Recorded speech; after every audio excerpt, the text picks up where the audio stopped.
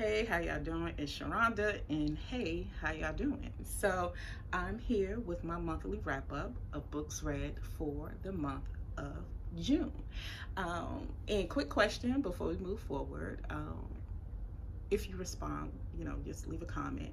I want to also do like a monthly wrap up of TV shows that I watched for the month. And I was thinking of kind of like combining it with the books, but I figured like, you know what, that would just be too long of a video.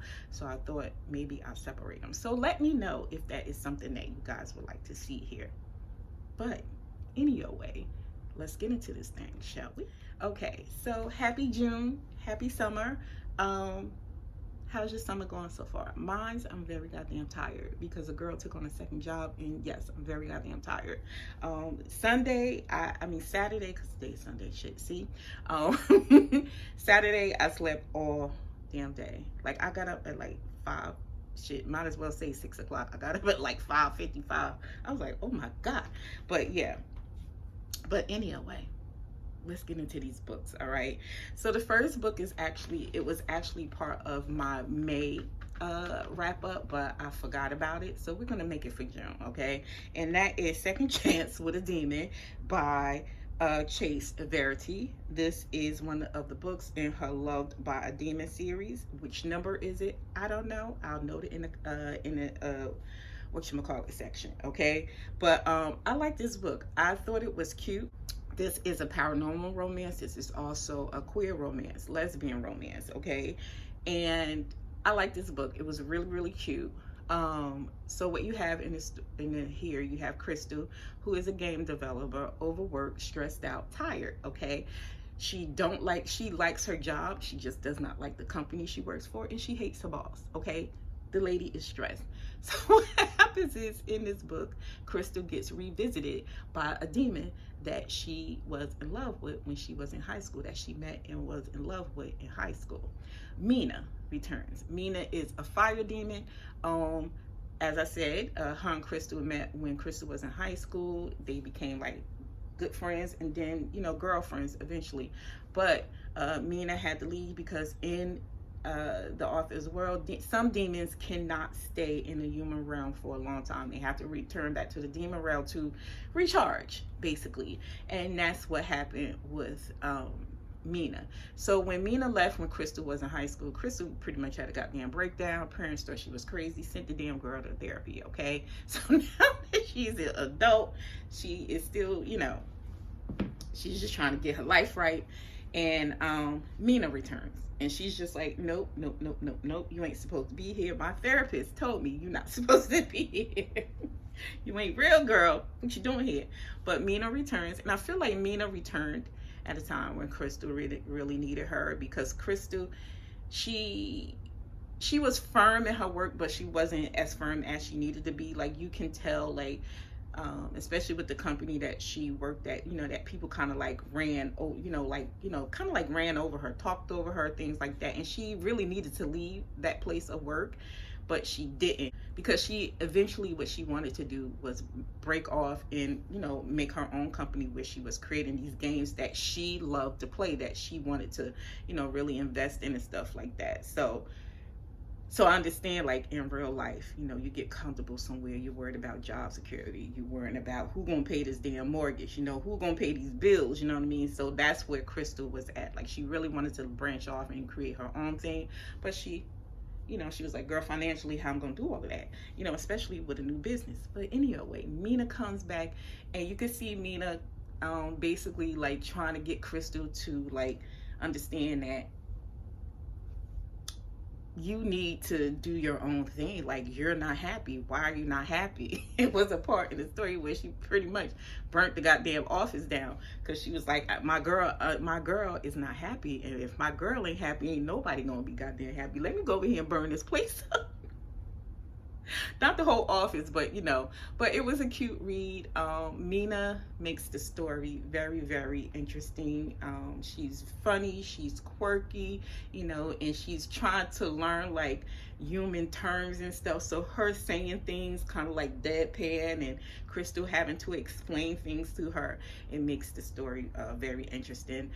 Crystal is very much not combative, but she's very much kind of like stonewalled into believing that, Mina isn't going to be there for a long time, which again, so in this book, like I said, Mina is one of those demons that can't stay. And I wish that, only thing that I wish you would have explained a little bit further is how Mina as a child ended up in the human world. And how did she find out? Because it's obvious that she was there by herself, right? So, and then it's like obvious, how did she find out that she couldn't stay? If she had stayed a little bit longer in the human world, she eventually, like, her magic or whatever, her fire would have kind of like faded, not kind of like, but faded out, and she would have died.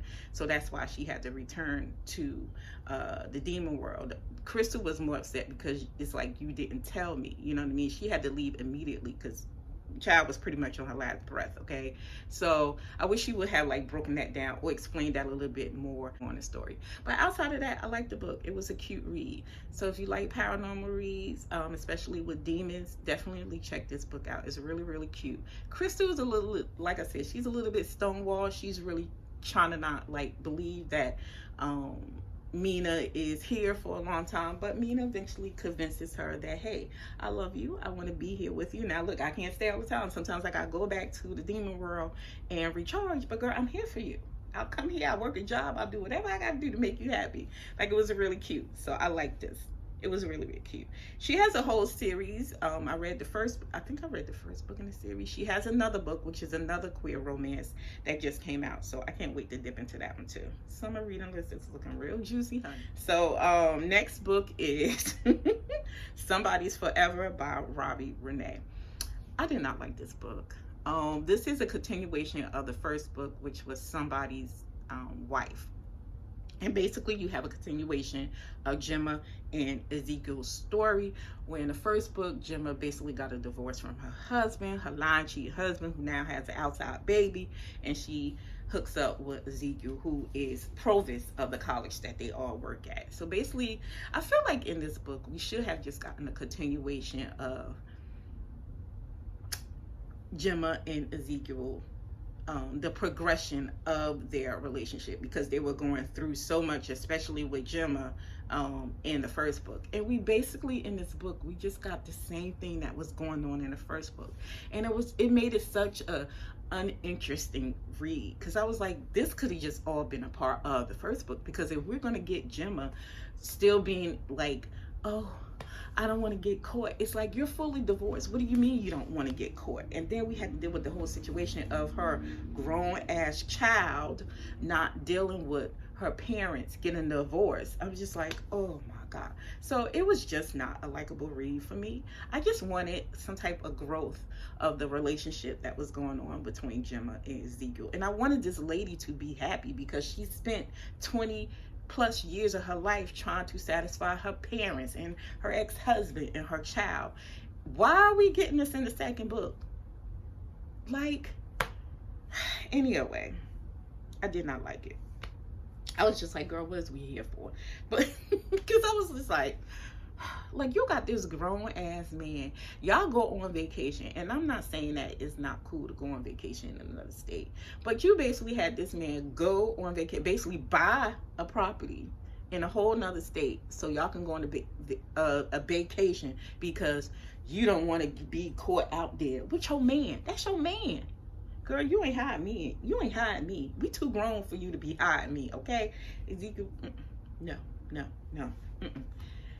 And it's crazy because I loved Gemma in the first book, but it was like this second book, I was like, girl, if you don't get the fuck on somewhere. But anyway, next book. How to Be a Better Adult by Jacque. I like this book. It was really, really cute. And if I did not say it, which I know I didn't say it, because see, I caught myself, the covers of the books are apparent on the side of me. What's going on? But anyway, I'm tired. Oh. So this is a cute read. This is it's like a split between paranormal and contemporary. More like fiction read. There's really no romance going on up in here. But in this book, which I thought was really cute, we have Hope, who is another worker who is just like struggling child. Job hated. Life not going well. It's going as well as she wants it to go. And Hope is and Hope is another person that is kind of like a pushover. You could, you know, and because she has this dude at work that's basically just like is a mess. But anyway, we have Hope, who is just having a tough time at life, at work, things like that. And she receives this book. And in this book, it's kind of like journal form in a book. And in this book, it's giving her like little like quotes or whatever, and the quotes are kind of like directly related to what's going on with Hope at this moment in time. And it's also like in journal form. So you know, in some journals you have like a quote on top, and then you write, you know, something in relation to that quote. So this is what this book is, and all these weird, strange things start happening to Hope. Some good and some some in a good way, some in a not so good way. But I feel like with the book, the more she read it and the more she started acting out on the things that were going on and that this book was suggesting for her, it was kind of like building her confidence, getting her to stand up to people, especially her father, because her father was a goddamn trip. I was like, man, leave that girl alone, you know. And then she meets like you know, what I would say like a semi-love interest or whatever. This was a good book. It was a really interesting read. I got it, you know what I mean. It was really, really cute. Next book is Alliance with His Stolen Heiress. This is a book I requested through NetGalley, so it was an ARC. Should have been had read it. Just finished it last month. But yeah, it's gonna be something with me finishing these books. But anyway, in this book, I liked this book. It was so good, and it was kind of like reading like a telenovela, or is that how you say it? A novel? Is that how you say it? I don't know. But anyway, in this book. Y'all know how I'll be, okay? So in this book, we have Amalia, who is kind of like her and her sister. Their parents died when they were young, and her father ended up leaving them in the custody of their uncle, who was a piece of shit in this book. And Amalia, pretty much under the guise of trying to free herself and her sister from her uncle's vices or whatever, she stages a kidnapping for herself. And what I liked about this book, like in the beginning, the author explains like the kidnapping thing that went on back then. I think they were, where were they? They were in Mexico, I believe, like back in the day, Mexico.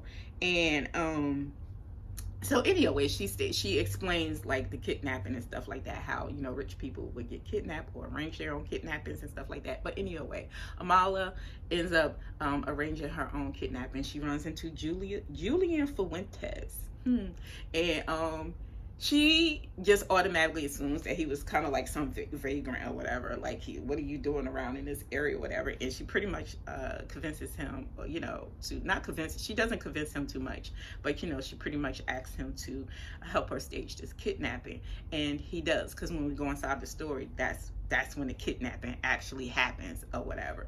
But anyway, it happens, but it kind of like gets foiled because, like I said, her uncle was a piece of shit and he was up to some old shysty shady stuff or whatever.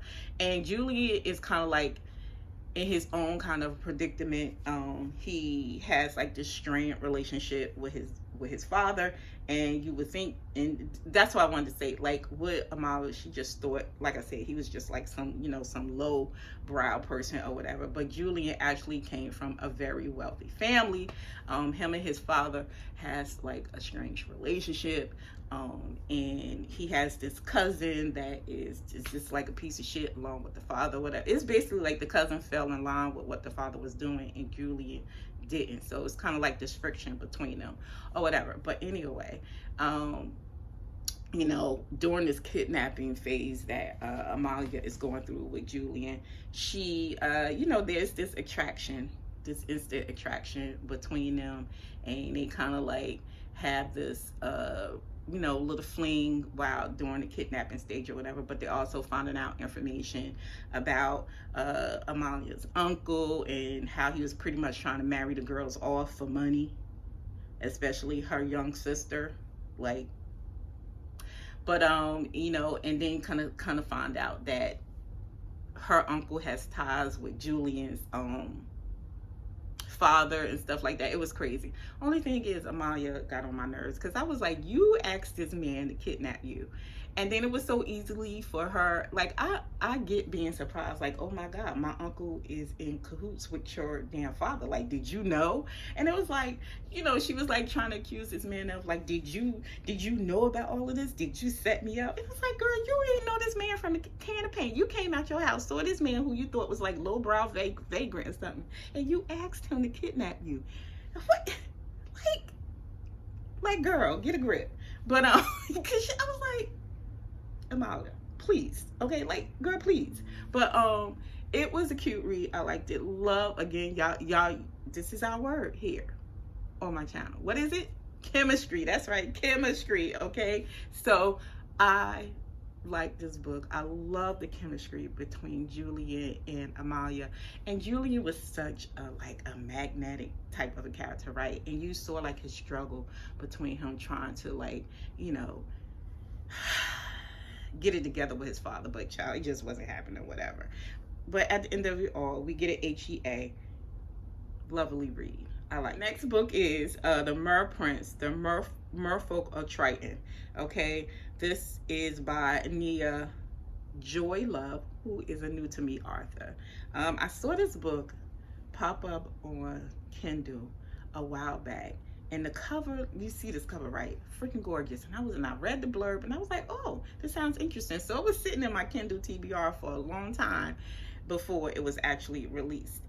I like this book. It was really, really cute. But basically in this book, we have, I came across a lot of books this month where everybody was hardworking and stressed the fuck out, okay? So again, in this book, we have, let me find her name, child, Amalia, who is stressed out at work, you know, but she making her money or whatever. And her good girlfriends go on a trip to the Bahamas. And this is where she meets Kai. Kai is a merman, but he is able to go on land or whatever and in the Bahamas, and he actually has a job like at the vacation spot, and he meets Amalia the night that he is serving her table. Now, this is a damn prince down in the underwater sea, you know, under the sea, okay? He is a prince, but he's working a damn job up on land. But you know what? I ain't mad at it. But okay, so him and Amalia meet. They have, like, you know, this one night stand, and, you know, the story goes from there. Okay, I like the story, but Amalia got on my damn nerves because I was just like, girl. Now, in this book, Kai falls fast, okay, because again, he's a merman, and you know, with most paranormal characters, whatever, when they meet somebody, it's like, oh, that's my mate, that's they one and only, you know. And that's how he feels about Amalia, but which I got a little bit, okay, because it's like, oh boy, I don't know you, you know, I ain't sure about this, like, what is going on? But you always crying about how you're so lonely and you need, you know, you need love and you want somebody to love you. Here you go, this man is like, God. You know, and I get, you know, like, I don't want to leave this top tier job. I'm making top tier money. I'm single. I ain't got no kids. You know, I'm living my best life. But it's like, you about to marry a Mer Prince, girl. You about to marry a Mer Prince. Like, I'm quite sure he got some secret jewels somewhere. You know what I'm saying?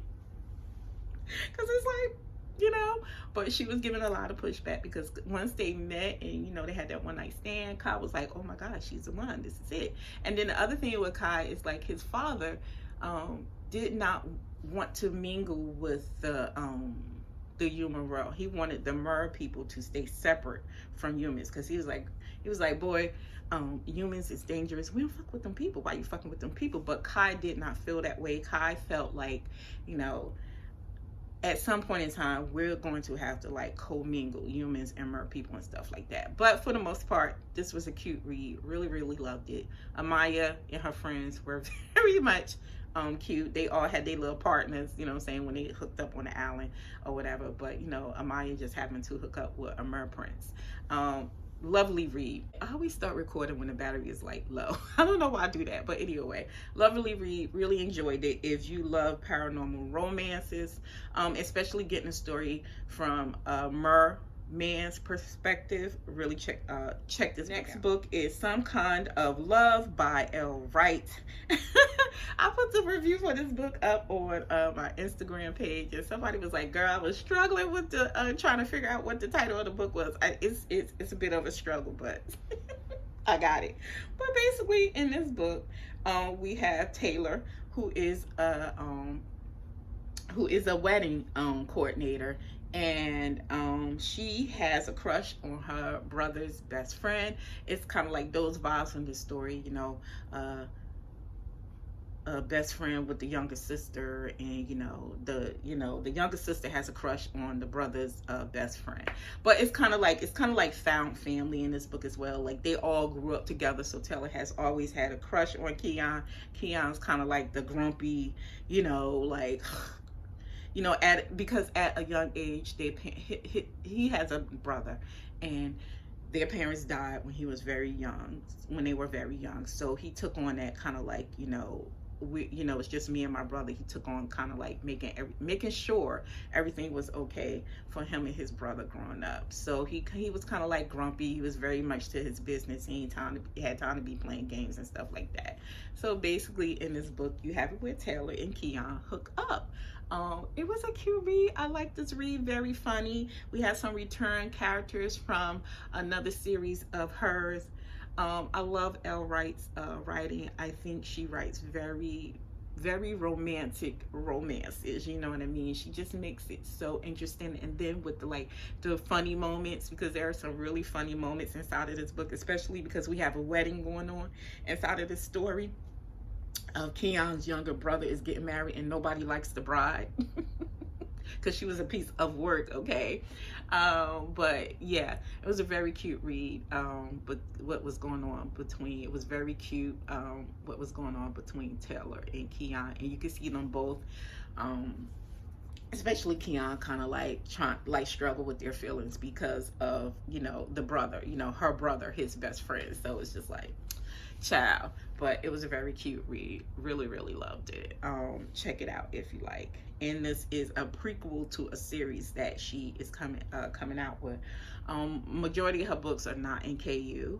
I don't know if this book was in KU, so I don't know if the other books are going to be in Kindle Unlimited, who is my very best friend right now. So I don't know. And I'm very choosy on what I'm picking up, choosing to buy as far as books, you know what I mean? So yeah. Next book is Murder is a Piece of Cake, Baker Street series number 2. This is by Valerie Burns. This is a cozy romance. I did not read the first book, but I high-key enjoyed this second book. It kind of like dragged in the beginning for me. Also, there was some really draggy moments throughout the book. The pacing was just like, But basically in this book, we have, y'all see Maddie, who basically has to solve another murder that happens in this small town that she has moved into. Maddie basically inherited this bakery from her aunt. She was a social media influencer living in the city before she came to this small town, and she's now solving these damn murders when she when she moves there. It was a cute read. I liked it. I liked it enough. I'm kind of like in between the wall with you know, cozy romances, because I mean cozy mysteries, because sometimes they could just be like a drag, you know, and then sometimes, you know, it's like whatever. The mystery you pretty much is able to figure out early on in this read, but for the most part, it was an okay read. Not mad at it. Next book is Baecation, an erotic love story by Tacarra. I did not like it. Let me not lie. I didn't like this book. Okay, it's a really a short book. So basically, this book involves a couple who is already married, and they're just trying to find some us time between married life, work life, and they have 3 kids. Okay, and I don't know. It's erotic. Did I name the whole book? Yeah, it's an erotic story. So we're not getting a whole lot of like, you know, It definitely is an erotic story. Okay, so don't go in here thinking you're gonna get some mind banging story in here. Okay, this is an erotic story. This couple, they is fucking. Okay, so that's what erotica is in a romance genre. Okay. But basically in the story we have Derek and Olivia, who are both doctors, and like I said, they're trying to find some us time between their work life and home life and stuff like that. And yeah, I really can't. Me and Tama talked a lot about this book on the last episode of Brazenly Shady. So if you just want to hear more clear thoughts from me about this book, you go listen to Brazenly Shady. Like I told Tama on the podcast, I really can't pinpoint why I didn't like this book a whole lot. It was just an okay read for me. You know what I mean? I had no problem with it being an erotic story. You know, shit, they fucking. Let's get into this read. You know what I mean? But you know, I don't know. I don't know, y'all. It was just an okay story for me. There's that. The next book is Mr. Play for Keeps, Baes, Juneteenth by Kimmie Ferrell. This is a multi-author series by a number of Black authors who wrote stories focused around the Juneteenth holiday.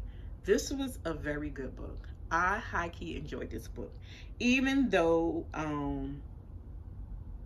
Miss Stephanie got on my damn nerves in this damn book. Okay, so basically in this book we have Stephanie and what is his name, y'all? Y'all know I'm always trying to find these people names in here. Nathaniel, okay? So in this story, Stephanie and Nathaniel have an understanding that, you know, they are friends with benefits, okay? But Nathaniel, when we go inside the story, Nathaniel is starting to want more. Stephanie is a runner, honey. She's a runner. She's a track star. That is Stephanie. She is not the one for a relationship. She's allergic to him, okay? So she starts to notice that maybe Nathaniel wants more, and she is running, okay? And basically in this book we have it where Nathaniel is organizing this event.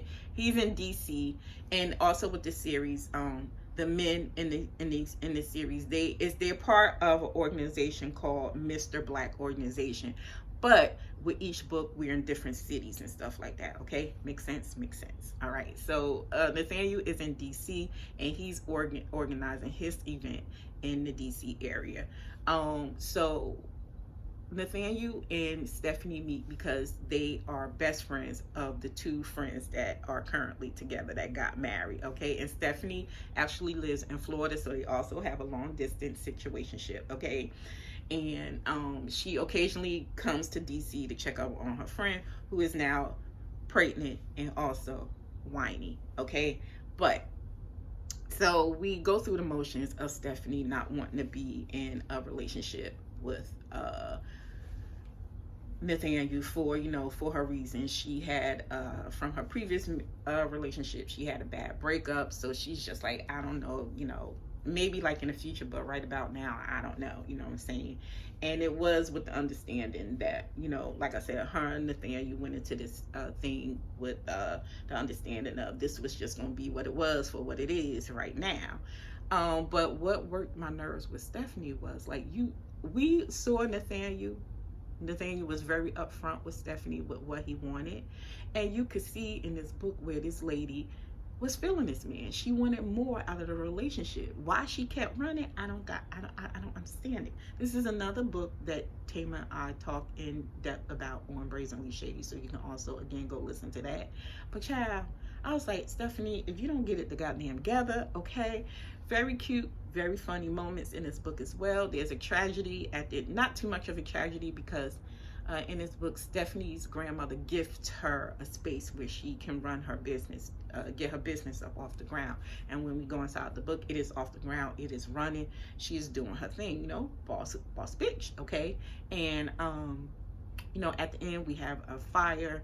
I wish she would have explained more how that fire started, because I thought it was something to do with the ex-boyfriend, who was very jealous of her being successful and stuff, and that's why they broke off.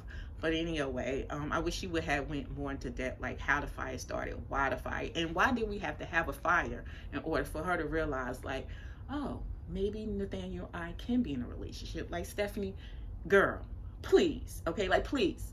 But anyway, cute read. I liked it for what it was. Stephanie was annoying.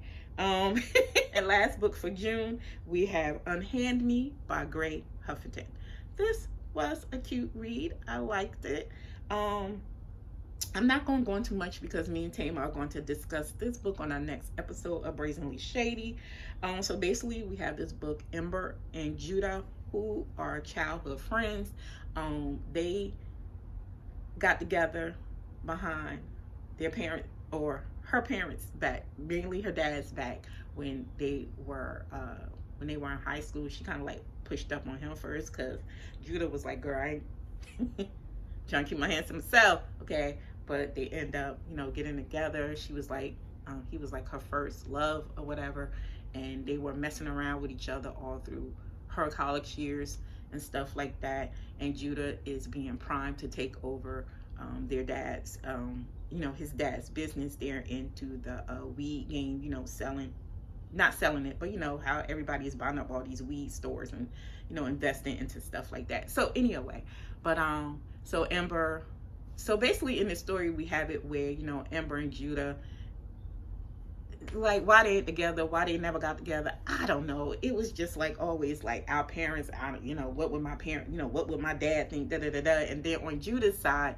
it was his father telling him, don't mess with that girl, because you mess with that girl is gonna ruin everything for us, you know what I'm saying, with their fathers being best friends and stuff like that. So, you know, he had that whole situation on, but it was very obvious that these two were feeling each other, you know what I mean? And yeah, this was an okay read for me. Again, I'm not going to go into much because, like I said, me and Tama are going to discuss this more in Brazenly Shady. But it was an okay read for me. It was some things I had issues with, because I was just like, and the main issue, I'm going to tell y'all right now, communication. Communication irks me. It's one of my biggest irksomes inside romance. I wish people would just let that sub-trope or that trope go, but they won't. And it's just like, because if they would have just, I'm gonna let it go, okay? I'm gonna let it go. Because I was just like, why we here?